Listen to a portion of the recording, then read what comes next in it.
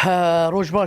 باش بیانی باش ام لمردینین ام لباجار مردینین ام به باجار مردینی وک سمبولک ید باکوری کردستان دا جهه پرچاندی پر اولی و سمبولکیش بوی آشتیه لباجار مردین عرب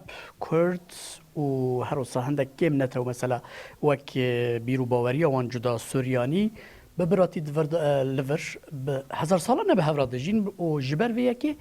د آخا باکوری کردستان دا وک میناک دین نشاندان جه فخر و شاهنازیه باجار مردینه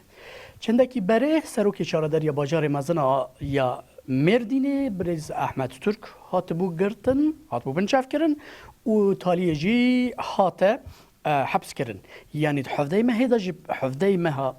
چوی دا یعنی حفظه مجدار دا جب هیویر هات دور کرن و جیه وی دا قیوم هات دانین دورد 21 مهدا جی لور یعنی المالاوی احمد ترک هات بنجاف کرن و 24 مهدا جی هات حبس کرن و او وگوهستن باجار سیلیوریه و دن هات گرتیگه ها سیلیوریه دا گرتیه اف در مال احمد ترک او يعني 21 مهدا چبو چنبو لوی مال از به هفجیناوی ملکیت ترک را با خفم لسرویه که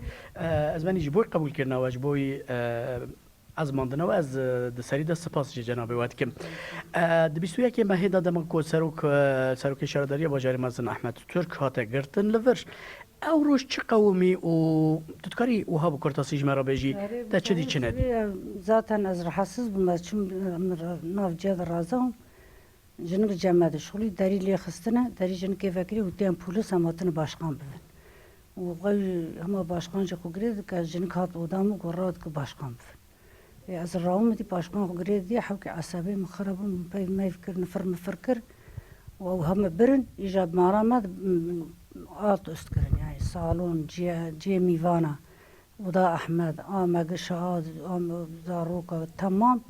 آت است کرن استماره که کس کسور وزر او برن تشتاقی دیجی ندیدم چه خبر جراوشاوی چه سالق جراوشاوی هین ها چه واید گرتی که حاصلی بریده یعنی گویی صراف الوان کم باز بوی ملت زلمشتم خارجش سر اشتاکت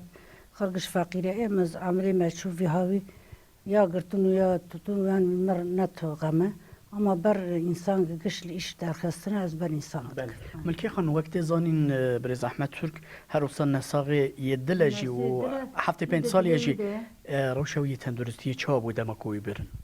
ولا دنبر مورالی پرتنه بو و عین وای خلمش بو پر حساس بو بله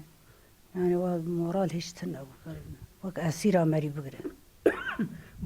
بانگا و چیه بانگا ما بتونی سروکه سری ترکی را و حوالی می در و هر کسی را برا بارش خون برا نرجه بخونه تشتک صافی نابه برا یعنی بدوی برا سلاح بسکن و قلم بپیون و یعنی اما جامعه و استقا ما مده ترکیه چوی قاوسی در ایچ سواشی خودی تعالی خونه بسکن نشان مالتا سپاس بوی قبول کرنا تجی ملکی خان هفجینا برز احمد ترک بو کو د 21 مهدا دوی مال ده هاته بنشاف کرن و دوره وی و گوهستن سیلیوریه نهاد گرتیگه هدایه وک ملکی خان گوته بو يعني او وك سمبولكي اشيتي جيد هاتا زانين هم جدر و دورا سياسة تركان جي يد فراكسيونين